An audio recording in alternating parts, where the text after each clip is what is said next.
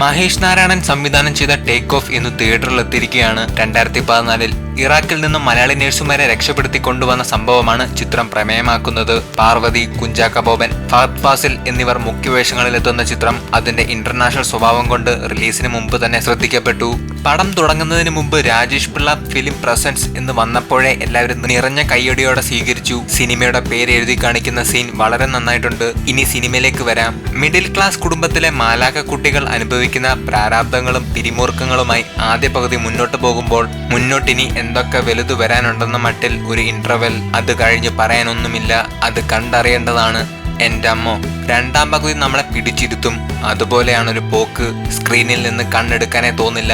അവസാനം flight take off ചെയ്യുമ്പോൾ നമ്മൾ അറിയാതെ എഴുന്നേറ്റ് കൈയടിച്ചു പോകും. ഈ സിനിമയിൽ പാർവതിയുടെ അഭിനയത്തിന് ഒരു സല്യൂട്ട് കൊടുത്തേ പറ്റൂ. പാർവതി അഭിനയിക്കുകയായിരുന്നില്ല, ജീവിക്കുകയായിരുന്നു. കുഞ്ചാക്ക ബോബൻ, ആസിഫ് അലി, ഫഹദ് അങ്ങനെ എല്ലാവരും തന്നെ അവരുടെ റോൾ 100% ഭംഗിയാക്കിയിട്ടുണ്ട്. പിന്നെ പറയാനുള്ളത് ഗ്രാഫിക്സ്. സിനിമയുടെ ഗ്രാഫിക്സ് വർക്കുകൾ ഒരു രക്ഷയുമില്ല. ഒരു ഹോളിവുഡ് സ്റ്റൈലിൽ തന്നെ എടുത്തിരിക്കുന്നു. ഈ സിനിമ കണ്ടാൽ നേഴ്സുമാരോടുള്ള ചിലരുടെയെങ്കിലും സങ്കല്പങ്ങൾ മാറും. അത്രയ്ക്ക് ഭംഗിയാക്കി ഈ ചിത്രം എടുത്തിട്ടുണ്ട്. മലയാള സിനിമയിൽ വല്ലപ്പോഴും വീണ് കിട്ടുന്ന മികച്ച സിനിമകളുടെ പട്ടികയിൽ ഇനി ടേക്ക് ഓഫും. മികച്ച പ്രതികരണങ്ങളാണ് ഇപ്പോൾ തന്നെ ടേക്ക് ഓഫിന് വന്നുകൊണ്ടിരിക്കുന്നത്. സീൻ കോൺട്ര ഈ സിനിമയ്ക്ക് 5-ൽ 3.5 നൽകുന്നു.